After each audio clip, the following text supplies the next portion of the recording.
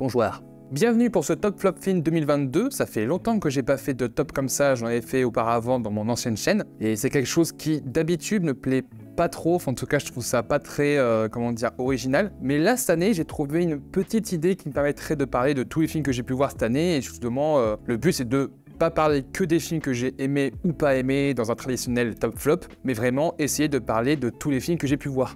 Un maximum, on va dire. L'idée que j'ai eue, en fait, ce serait de reprendre ça avec différentes catégories, un petit peu comme les Oscars, et avec certaines plus classiques et d'autres un petit peu plus recherchées, et tout ça pour parler dans une ambiance un petit peu chill et posée, quoi. Alors, je sais que c'est pas l'idée la plus originale du monde, Léa Blabla l'a fait aussi auparavant, d'ailleurs, je te fais des bisous. Mais voilà, je me dis que ça peut être une bonne occasion de justement de revenir cette année qui a été plutôt cool, hein. Il y avait plein de propositions différentes, que ce soit en termes de blockbuster, mais également en film d'auteur, avec tous les cinémas du monde aussi, et ça fait du bien. C'est là, cette année, ça fait vraiment du bien le cinéma. Bon écoutez, on va pas perdre plus de temps, hein, on va se lancer tout de suite. Je vous avoue que là, je suis un petit peu en mode full impro et que j'ai pas du tout l'habitude de parler comme ça, donc si j'ai des petits moments de silence, de bugs, s'il vous plaît, soyez sympa avec moi.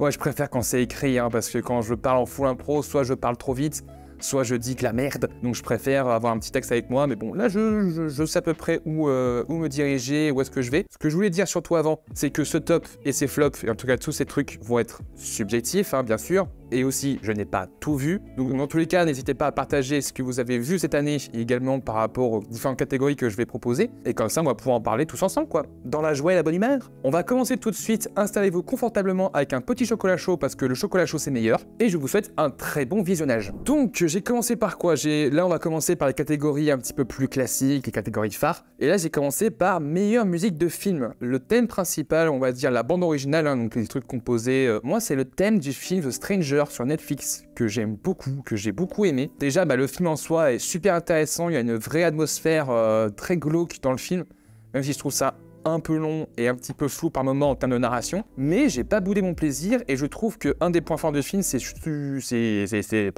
justement sa musique que je trouve très anxiogène, enfin un côté très sale qui correspond bien à l'univers du film.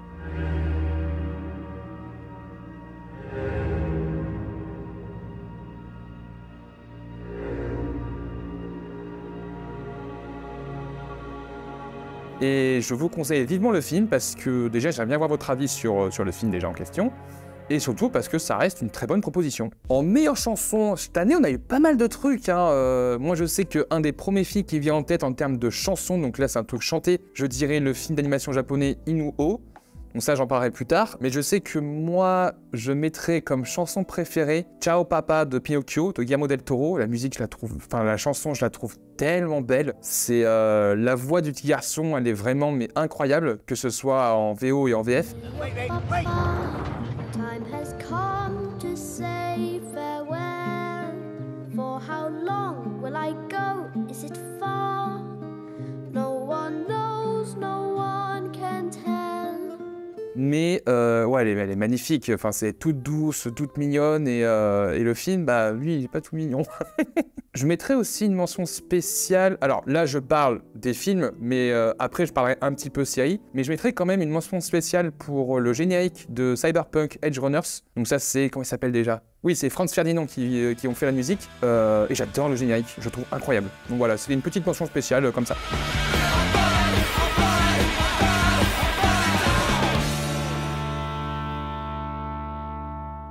Ensuite, nous avons meilleur effet visuel. Alors, je pense que c'est un peu couru d'avance, entre guillemets, parce que Avatar 2, c'est une claque, quoi. Les effets, c'est ouf. Mais je mets quand même une mention spéciale pour... Oui, Everything Everywhere All at Once, c'est ça? Oui, enfin, Everything Everywhere, parce qu'en termes d'effets aussi, c'est du bonheur pour les yeux. J'ai pas forcément adoré le film. J'ai été je pense que j'ai été pas pris par la hype et que justement je pense qu'on me l'a un peu trop survendu, mais j'ai quand même apprécié le film. Il y a beaucoup de passages que j'ai beaucoup aimés et j'en parlerai aussi plus tard dans la vidéo, mais je sais que les effets visuels du film ont bluffé mais encore plus Avatar. Avatar, c'est impressionnant. J'ai pris une claque pendant la séance, que ce soit en 3D, enfin, c'était fou, quoi. Ensuite, nous avons meilleur son. En meilleur son, déjà, je vais mettre une mention spéciale à The Menu, qui est une comédie un peu horrifique que j'ai bien aimé, que franchement, j'ai trouvé ça assez original, pas si con que ça, et surtout, tu prends un malin plaisir à voir comment se déroule l'histoire, et surtout, je vais pas spoiler, mais de voir comment le personnage de Nicolas Hoult se fait bolos pendant tout le film, ça j'adore. Je mettrai qu'en meilleur son, c'est le film En décalage. C'est un film espagnol que j'ai adoré, qui parle d'une ingénieuse son qui entend les sons en décalé, et justement je trouve que le travail du son dans le film est incroyable. Et c'est là qui m'a le plus marqué. Ça, encore une fois, malheureusement, ça n'a pas été diffusé partout en France, et pas beaucoup aussi. Si vous avez la chance de le voir, foncez, parce que c'est pareil, c'est une super proposition. J'espère que c'est net. J'espère que c'est net. Ensuite, nous avons meilleur montage. Donc là, j'en ai deux. Everything Everywhere, ça c'est évident, hein, en termes de montage, on a rarement fait autant dynamique et autant pétillant, on va dire, en termes d'effets, etc. par rapport au montage. Mais je mettrai aussi Decision to Live, qui pareil, m'a pas forcément, je dirais pas que ça m'a déçu, mais pareil, j'ai pas eu la hype par rapport à lui. Mais j'adore la fin du film, mais c'est vrai que j'ai trouvé ça un peu long pour pas grand chose en fait. Enfin, long dans le sens où le film, l'histoire se tient, j'aime beaucoup, mais c'était déjà assez froid et aussi assez long par moment. Mais en termes de technique, que ce soit en termes d'image et en termes de montage, ça reste dingue quoi. Et justement, on va rebondir là-dessus avec la meilleure photographie. Voilà, ouais, putain, t'en as des tonnes, là j'en ai mis pas mal. J'ai beaucoup aimé la photographie de Causeway avec Jennifer Lawrence, pareil, qui est une photographie très mélancolique, très contemplative, et ça c'est un des genres que j'aime beaucoup. Et justement dans le terme contemplatif très esthétique, on a Green Knight, qui je pense pourrait être ma photographie préférée de l'année. Alors je mets Green Knight parce que même s'il est de 2021, il est sorti en France en 2022. Donc j'ai mis Green Knight dans le top, mais ouais, Green Knight en termes d'imagerie, c'est d'une inventivité et d'une puissance esthétique incroyable. Et en parlant de puissance esthétique, déjà on a aussi 3000 ans à t'attendre de George Miller, où George Miller justement on était à une période en août où les gens commençaient à se poser des questions, enfin il y avait beaucoup de débats sur Twitter en mode ouais la mise en scène, patati patata, et là t'as George Miller qui est arrivé, bonjour, voilà ce que c'est la mise en scène. Et c'est ouf, il y a des idées à chaque plan, t'as des trucs de dingue dans le film, et hyper coloré, hyper pulp, hyper dynamique, et même si le film m'a aussi un peu déçu, en fait pour 3 millions à t'attendre, j'ai adoré la première partie, mais la deuxième partie, pour ceux qui ont vu le film, ça m'a un peu sorti du truc, ça m'a un peu sorti de l'immersion, mais en soi ça reste pareil, quelque chose de à la fois innovateur, mais également important on va dire. En tout cas ça fait du bien de voir ce genre de proposition. Et après bah aussi je dirais la première, ouais peut-être plus la deuxième, parce que je pense que Green Knight m'a beaucoup plus marqué, bah c'est The Batman.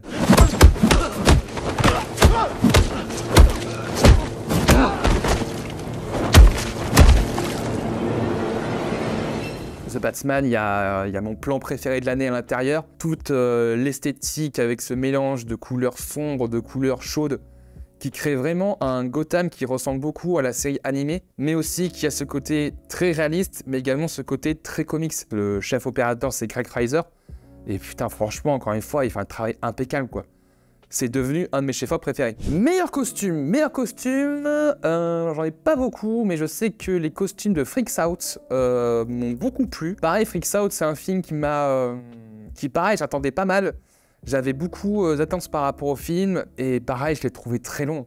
Beaucoup trop long pour ce que ça veut raconter. Et c'est ça qui m'énerve, c'est que j'ai pas forcément de problème avec les films longs, mais je pense que c'est en termes de dynamisme, de montage, où c'était un peu trop lent en fait. J'aime bien quand c'est long, mais quand c'est bien, quand c'est bien géré en termes de rythme et de montage, moi, il n'y a pas de souci. Et c'est vrai que là, il y a pas mal de séquences que je trouvais un peu longuettes, et c'est dommage. Après, c'est vrai aussi qu'il y avait certains moments dans la narration qui me paraissaient un peu étranges, mais en soi, c'était quand même pareil, c'était une proposition rafraîchissante. Mais par contre, en termes de costumes, c'était vraiment beau. Meilleur décor, je mettrais en mention honorable, on a les Banshee d'Inisherin, parce que l'Irlande, c'est quand même magnifique. Et il y a vraiment ce côté, on a l'impression que l'île en Irlande, C'est presque un personnage à part entière dans le film, et la mise en scène arrive à vraiment bien les mettre en valeur. Mais j'avoue que moi, en termes de meilleur décor, j'ai Spencer en tête. Le film avec Kristen Stewart, à la fois les décors, comment ça a été mis en lumière et comment ça a été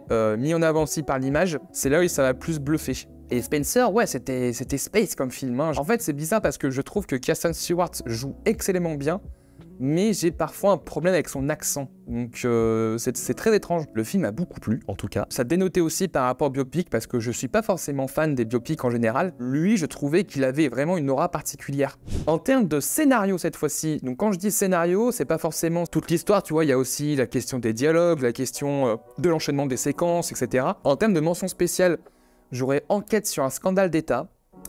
J'ai trouvé l'histoire passionnante, super bien écrite, avec des dialogues très réalistes et justement on a une vraie immersion au cœur d'une enquête. Le problème pour moi par rapport au film, c'est que même si j'ai trouvé l'histoire hyper prenante, c'est la forme que j'ai pas aimé du tout. Il y a un véritable parti pris en termes de mise en scène par rapport à ce côté très journalistique, très documentaire reportage, qui fonctionne et qui est méga pertinent, mais j'avoue que j'aurais aimé quelque chose de plus cinématographique par moment. Il y a des moments où on est trop éloigné des personnages et j'aurais aimé que la caméra se rapproche plus pour qu'on puisse voir de plus près leurs émotions par exemple. En soi, c'est pas moche, mais c'est un parti pris qui, moi, m'a un peu dérangé. On aurait donné ce film à un autre réal ou à une autre réalisatrice, il y aurait eu une mise en scène différente. Mais, en soi, c'était quand même très intéressant, quoi. Mais pour revenir, pardon, au meilleur scénario, j'aurais les Banshees d'Inisherin, parce que déjà, je trouvais l'histoire plutôt originale, surtout dans son déroulé, et aussi avec des dialogues, vraiment, c'est un ping-pong de punchline à la fois un peu absurde mais également très cinglant. C'est ça que j'aime beaucoup dans le film. Mais aussi pour moi, meilleur scénario, ça a été La Nuit du 12. Ça a été une de mes grosses claques cette année et c'était hyper prenant quoi. Enfin l'histoire était folle et même si on sait très bien que l'affaire n'a jamais été résolue, on est pris à fond dedans. Enfin je trouve que l'histoire, tout le processus est ultra immersif.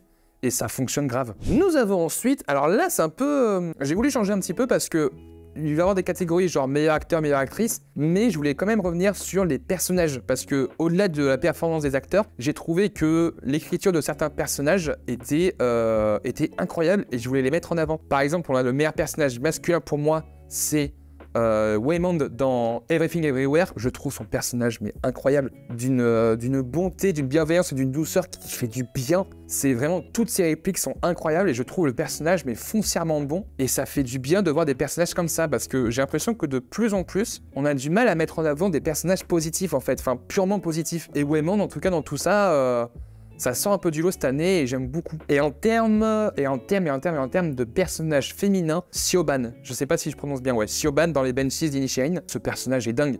C'est déjà, elle a une répartie de fou, son caractère, je la trouve à la fois très forte, mais également naïve, très sensible, et ça fait vraiment un personnage assez ambivalent qu'on aime à suivre et qu'on se dit qu'on aimerait bien avoir comme grande sœur aussi, quoi. Et je trouve que l'actrice joue parfaitement le rôle. Et justement, en termes de meilleur acteur et de meilleure actrice, alors en meilleur acteur, j'en ai deux. Je les mets ex aequo parce que j'ai pas envie d'en mettre un au-dessus de l'autre. Le premier, c'est Denis Ménochet dans Asbestas. Bah déjà, Denis Ménochet, c'est si c'était mon acteur français préféré, je pense. Je rêve de tourner avec lui. Ou au moins de l'interviewer, quoi, parce que je veux juste le rencontrer. Mais ouais, dans le film, il est dingue. En plus, il joue à la fois en français et en espagnol. Et il a vraiment cette performance que je trouve folle à chaque fois. J'ai rarement vu Denis Ménochet mal jouer. Il a toujours à la fois ce regard attendrissant, mais ce caractère qui fait presque peur, quoi.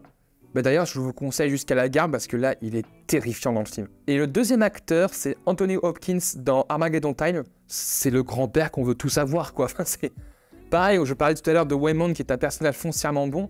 Là, pareil, Anthony Hopkins dans le film, il est foncièrement gentil, peut-être un peu plus dur quand même parce que le film, déjà, je l'ai trouvé d'une tendresse et d'une douceur qui s'entremêlent à une violence et quelque chose de très dur, mais qui nous fait prendre conscience aussi de la dureté de la vie, quoi. Et Anthony Hopkins dans l'eau, c'est vraiment ce personnage qui te tire vers le haut et qui essaie de te pousser à te dépasser. Et un rôle comme ça fait du bien. Un personnage comme ça fait du bien. Et en meilleure actrice, j'en ai trois cette fois-ci. J'ai Anne Hathaway dans Armageddon Time. Très bon rôle de composition pour elle. On a aussi Kristen Stewart, même chose. Je trouve d'ailleurs que la scène de dispute entre son mari dans la scène de billard. Sa façon de regarder, sa façon d'être, je la trouve trop bien dans le film. Et pour moi aussi, la troisième meilleure actrice, c'est Marta Nieto dans En décalage, justement, le film espagnol. Je la trouve parfaite dans le rôle.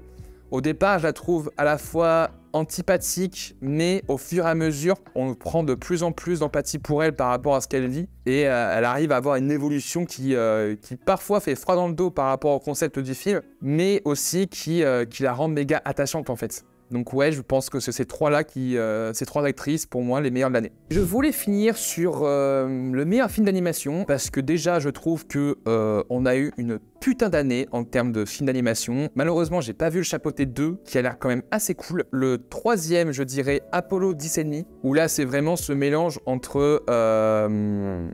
Ah putain, comment ça s'appelle? Rotoscopie. La rotoscopie, l'animation 2D, donc... Et même le film en soi, c'est un super feel-good, une capsule temporelle par rapport aux années 60-70 aux États-Unis, et je trouvais le film super chouette. Le deuxième meilleur film d'animation, pour moi, ça a été Pinocchio, qui a été plus un traumatisme qu'autre chose. Au départ, c'est d'une douceur, enfin c'est trop beau, et après, ça vire dans un truc très sombre. Alors oui, je sais que le livre original est beaucoup plus dark, hein, on me l'a beaucoup répété via TikTok, mais quand même, je m'attendais pas à ce que ce soit aussi dark d'un coup dans le film, parce que Pinocchio au pays des fachos, c'est quand même étrange, quoi. Mais ouais, Pinocchio, ça reste une merveille d'animation, quoi. Mais celui qui m'a le plus marqué, c'est Inu-Oh de Masuda. Masada ou Masuda, je sais plus. Celui qui a réalisé Devilman Crybaby, d'ailleurs, je vous conseille vivement cette série. Mais pour revenir sur Inu-Oh, pareil, c'est une comédie musicale d'animation incroyable. Les musiques sont folles, les chorégraphies sont dingues. Enfin, je suis ressorti du film, j'avais le sourire jusque-là, j'avais envie de chanter, de danser, et Dieu sait que j'aime pas ça, mais c'était dingue, c'était fou, j'ai adoré le film. Ensuite, nous avons les catégories spéciales, donc là, ça va plus être des trucs très spécifiques par rapport à ce que j'ai pu voir au cinéma. Là, par exemple, on va commencer... avec mon plus gros traumatisme de l'année, The Innocents. Tellement traumatisé que je n'ai pas réussi à finir le film. Ouais, alors beaucoup m'ont dit que ouais, mais ça vaut le coup. Alors, je sais que ça vaut le coup. Honnêtement, au départ, j'adorais tout. Jusqu'au moment où il y a eu un petit chat et j'ai arrêté. Voilà, je veux pas vous spoiler, mais j'ai arrêté. Non, moi c'était too much pour moi, vu comment c'était too much. Voilà. Donc, un jour, quand je serai dans un meilleur mood, je regarderai. Mais là, non. Ensuite, la séquence la plus marquante. Donc, quand je parle de séquence, c'est vraiment une scène à part entière. Pour moi, la scène la plus marquante, ça a été la séquence du singe dans Nope. Cette séquence, je la trouve dingue. En termes de mise en scène, en termes de trucs, c'est affolant comment c'est bien.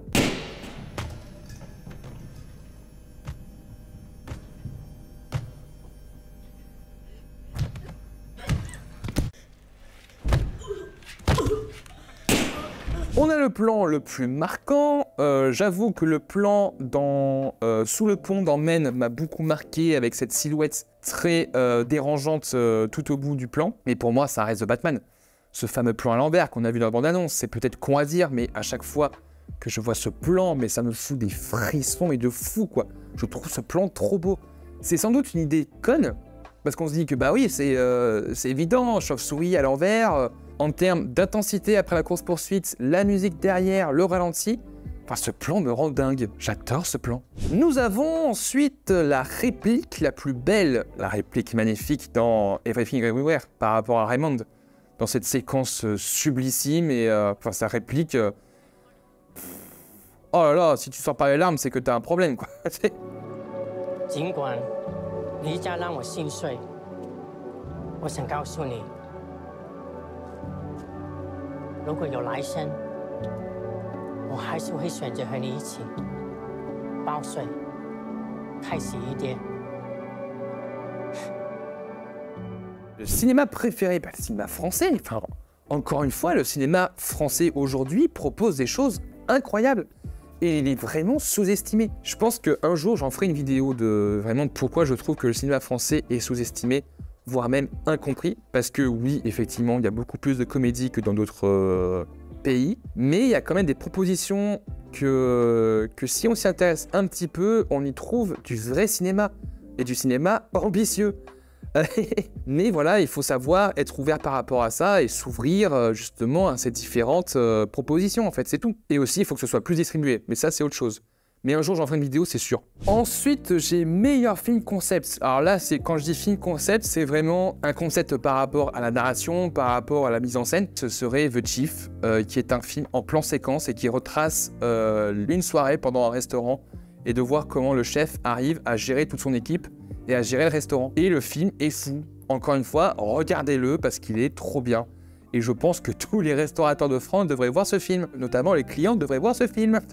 Et pareil, c'est dommage qu'il n'a pas été assez distribué parce que je pense qu'il mériterait vraiment d'être plus mis en avant. Ensuite, la plus belle affiche. Ça paraît un petit peu plus original. J'en ai quelques-unes. J'ai The Innocence. L'affiche, je la trouve sublime. J'aime bien également celle de She Said. She Said, j'aime bien comment est cadré les deux personnages, les deux femmes en bas de l'affiche.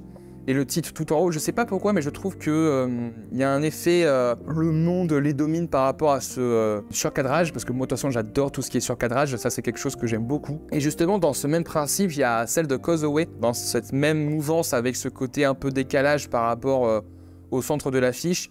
Et pareil, en termes de lumière, il y a une profonde mélancolie qui se dégage cette affiche que j'aime beaucoup. Et j'aime beaucoup aussi l'affiche de Men, celle pareil, je la trouve très très belle aussi. Je me permets de faire une petite aparté pour parler jeux vidéo et séries en 2022. En termes de jeux vidéo, les trois classiques, hein, Stray, Elden Ring et God of War Ragnarok, mis 3 claques de cette année. Et en termes de séries, je regarde beaucoup moins de séries actuellement parce que je perds un temps fou à les regarder. Mais en termes de séries, je dirais que j'ai bien aimé Sandman, même si la deuxième partie, donc en gros les 3 derniers épisodes, j'ai un peu moins aimé, mais j'ai trouvé que c'était la série Netflix la plus ambitieuse et que j'ai quand même hâte de voir la saison 2. En numéro 2, je dirais Cyberpunk Edge Runners, tellement folle et ça m'a redonné envie de rejouer au jeu. Et pour moi, la meilleure série de l'année, ça reste Severance. Severance, c'est tout ce que j'aime. C'est tout ce que j'aime dans ses thématiques, dans sa mise en scène, dans ses personnages. Je la trouve dingue. Et le cliffhanger de la saison 1, oh là là, putain. Mais vivement la saison 2, quoi. Suite à cette petite aparté, on va se faire un petit peu plaisir. On va parler des pires choses que j'ai pu voir cette année. Les pires! Et il y en a eu quelques-unes, il y a eu quelques petites catastrophes, quoi. Pour commencer, nous avons la pire affiche. La première, c'est Contre-coup, qui en soi est un film intéressant, même si je trouve que la dernière partie du film est déjà vue et revue, donc ça manque totalement d'originalité. Mais surtout, l'affiche, enfin, je sais pas, je la trouve pas très belle, quoi. Enfin, c'est... Il y a ce côté un peu dessin, graphique, qui veut... Enfin, je sais pas, je trouve ça pas très beau, quoi. Ensuite, nous avons ces éternelles affiches qui veulent regrouper tous les personnages d'un même film, comme Uncharted et Le Secret de la Cité Perdue, je crois, où ces deux affiches sont nulles. Elles sont nulles. Enfin, et surtout, La Cité Perdue, il y a beaucoup trop d'informations sur l'affiche et on s'y perd totalement, quoi. Enfin, en tout cas, pour moi, c'est absolument pas vendeur. Mais c'est pas les pires affiches. Pour moi, la pire affiche que j'ai vue, j'ai pas vu le film en question, mais ça a été My Best Friend's Exorcism. Elle est immonde, l'affiche. Je ne comprends pas qu'on puisse sortir une affiche comme ça. Peut-être que le film est très drôle, hein, je ne sais pas, mais en tout cas, l'affiche, ça vend pas du rêve, quoi. Nous avons ensuite la pire chanson. Bah, c'est pas une chanson chantée, mais...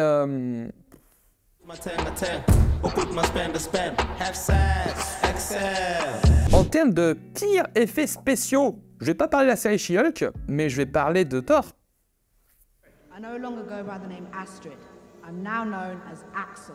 Je peux pas concevoir qu'on puisse accepter ça en 2022. Ce n'est pas possible. La plus grande trahison. La plus grande trahison, ça a été Slumberland. Qu'est-ce que c'était nul. Oh là là, qu'est-ce que c'était nul. Enfin, en soi, le film, si tu connais pas le produit de base, ça fait le café. Mais quand tu connais le produit de base, quand tu connais la bande dessinée, quand tu connais le film de 1989, qui a été le film de mon enfance, je ne peux pas accepter Slumberland, qui pour moi est le degré zéro de la créativité, et surtout une adaptation flemmarde qui n'a rien compris à la sauce originale, quoi. Putain, le film était atroce, mais de A à Z, atroce. Et c'est con parce que Jason Momoa, il a l'air de bien s'éclater dans le rôle, mais pareil, on dirait un Jack Sparrow-ish, quoi. Enfin, c'est... Et ça me fait chier parce que putain, j'aurais aimé aimer le film, mais je peux pas. Je ne peux pas. La pire photographie... Allez, Alors là, j'ai combiné pire photographie, pire effet visuel et pire montage. Mort sur le Nil. Oh. Mais je ne peux pas accepter ça aussi. Enfin, je ne peux pas concevoir ça. Je sais que moi, le premier, le Crime de l'Orient Express, j'avais plutôt bien apprécié. Je trouvais que Kenneth Branagh avait une esthétique un peu déjà vue, mais c'était quand même assez stylisé, ça en faisait pas des caisses. Là, par contre, ça en faisait des tonnes pour rien. T'as des effets spéciaux, mais moches. T'as le fond vert qui crie à l'aide à tous les plans. Et justement, je vais rebondir là-dessus, c'est que pour moi, les pires acteurs de l'année, ils sont dans ce film. C'est qu'ils jouent tous super mal. Enfin, c'est l'autre avec son accent français à couper au couteau, Gal Gadot et le cannibale là qui en font des tonnes. Enfin, regardez pas ce film, perdez pas votre temps. Et maintenant qu'on a fait les différentes catégories, on va enfin passer au fameux flop et top. On va commencer par le flop où j'en ai mis 5. Le 5e, ça a été Kingsman. Kingsman qui n'est pas mauvais, c'est du Matthew Vaughn, un tout craché. Sauf que ça a été une déception plus qu'une mauvaise expérience. C'est que j'ai bien aimé le film, mais j'en attendais tellement que ça m'a complètement... j'étais ultra déçu en fait par le film. Parce que j'ai trouvé ça très mal rythmé, très bizarre par moments. Il y a des fulgurances dans la narration que j'aime beaucoup, mais pareil, c'était trop alambiqué, enfin c'était... c'est dommage. C'est une proposition, enfin en tout cas c'est un préquel qui ne fonctionne pas pour moi. En tout cas j'étais très déçu en fait. En numéro 4, nous avons Morbius. Morbius qui, même si j'ai trouvé ça pas très bien, il avait quand même une vibe des années 2000 qui au début était plutôt fun, tu vois, ça ressemblait plus à un petit nanar qui passait plutôt bien, mais en fait c'est juste nul quoi. Enfin, y a rien à sauver, y a pas de truc vraiment cool là-dedans. Jared Leto... N'en parlons pas. Mais le film aurait pu avoir du potentiel s'ils avaient modifié quelques éléments. Mais en soi, non, ça fonctionne pas. Je pense que ce film, c'est juste une gigantesque farce, en fait. C'est vu comment tout ce qui s'est passé, tous les mèmes, là, ressortis, enfin, c'était n'importe quoi. Ce qui en fait un film mauvais, mais un peu drôle en même temps. Mais je peux pas le considérer comme étant un nanar. Moins navet qu'un nanar, en fait. En numéro 3, nous avons La mort sur le Nil. Hein. Je pense que j'en ai assez dit tout à l'heure, mais c'était nul. C'était pas bien. Oh là là, quelle atrocité. En numéro 2, Jurassic World 3. Bah oui. Déjà que moi, je suis un fan absolu de Jurassic World 2. Ce 3, c'est une honte. C'est une honte. On retombe dans tous les travers qu'avait le premier en pire. Et surtout, tout ce qui a été établi dans Jurassic World 2 n'est jamais repris, en fait. Et en plus, ce que j'adore, c'est que les producteurs voulaient dire que ouais, il faut qu'on sorte du parc, etc. Mais en fait, le 3 se passe dans un parc. Et on a une histoire avec des sauterelles, mais putain, il y avait un potentiel de fou et ils ont tout gâché. C'était naze. Et c'était même scandaleux. Et donc, je l'ai dit tout à l'heure, hein, pour moi, le pire film de l'année, ça a été Slumberland. Arrêtez d'essayer de réadapter des œuvres dont vous ne comprenez pas le sens, en fait. C'est dingue. Enfin, et c'est con parce qu'il y a plein de... Il y a quand même des trucs cool dans le film. J'aime beaucoup le personnage de l'oncle dans le film par rapport à son évolution, etc. Il y a la séquence aussi des papillons, des origamis, je crois, qui est quand même plutôt originale, on va pas se le cacher. Mais le reste, c'est moche, ça va nulle part. Les messages sont complètement à l'opposé de la bande dessinée et du film de 89, qui en soi, pour moi, c'est une de mes Madeleines de Proust, tu vois, mais je pense pas qu'objectivement, il soit vraiment bon. Mais ça restait beaucoup plus intéressant en termes de créativité et d'imagination. Et sauf que là, enfin, c'est... Oh là, pire film de l'année. Et maintenant, nous allons passer au top film. Je ne vais pas les classer parce que je n'ai pas encore de classement en tête, donc je dirais ça un petit peu au hasard. J'ai beaucoup aimé cette année, il y a eu beaucoup de propositions qui m'ont beaucoup touché, qui m'ont beaucoup marqué. On a eu Avatar 2 qui reste une expérience incroyable à vivre au cinéma. Ça reste un souvenir de dingue et j'ai retrouvé les mêmes sensations que j'ai eues dans le premier, si ce n'est plus. On a eu ensuite Inu-Oh, donc la comédie musicale d'animation qui fait tellement du bien. Enfin, c'est vraiment ce genre de film où tu ressors avec un sourire de dingue et qui justement se permet des fulgurances qui font du bien au cinéma, quoi. On a ensuite les Banshee d'Inisherin, que j'aime beaucoup, ce côté humour cinglant, humour noir, et même cette tendresse qui se dégage de cette relation entre les deux personnages. C'est vraiment super, un super film. Asbestas, où justement, en termes de tension, il est vraiment dur le film, et je pense que c'est une de mes plus belles surprises de cette année, parce que j'en attendais pas grand-chose, et j'avoue que Asbestas m'a vraiment impressionné. J'ai ensuite The Green Knight. Green Knight, ça a été pareil, une expérience expérience de dingue. Et ça me fait chier de ne pas avoir vu ça au cinéma. Parce que je pense que ce film-là aurait dû être visible au cinéma. Parce que vu les plans qu'il y a, l'atmosphère qui va avec, c'est inimaginable. Évidemment, on a The Batman qui est monté dans mon top des films de super-héros, si c'est dans mon top des films ever, parce que ça concentre tout ce que j'aime dans le cinéma, tout ce que j'aime dans le côté thriller, dans le côté imagerie, dans le côté personnage. Enfin, j'ai adoré The Batman et j'ai très très hâte de voir ce que Matt Reeves nous réserve. Et justement, The Batman, ça fait du bien par rapport à ce paysage de films de super-héros qui a besoin de se renouveler. Et là, on a une proposition qui sort un peu de l'ordinaire par rapport à ce qu'on a actuellement, et ça fait du bien. En décalage aussi, que j'ai adoré et que j'espère qu'on pourra voir facilement sur les services de streaming, parce qu'il mérite totalement le coup d'œil. Et la proposition et le concept sont tellement dingues. J'ai La Nuit du 12, je n'avais pas connaissance de ce film avant de le voir, avant d'en entendre parler. Et pareil, c'est un des films qui m'a le plus surpris cette année, parce que je l'ai trouvé d'une justesse et d'une violence rare, et ce film fait du bien par rapport à notre contexte actuel. La Nuit du 12 reste une des meilleures propositions du cinéma français cette année. On a ensuite Nope. J'avais été déçu par Us, donc j'avais un peu peur de Nope, mais au final j'ai pris une claque. C'était dingue. Jordan Peele, mais donne-moi des films comme ça tout le temps, enfin c'est trop bien. Après voilà, là par contre, ça restera mon film préféré par contre je pense de l'année, c'est Armageddon Time. James Gray, je pense que c'est devenu mon réalisateur préféré. Et là, toutes les thématiques qu'il a abordées, ça m'a touché. C'est impressionnant comment ce réel arrive à capter vraiment tout ce qui m'anime et toutes les questions je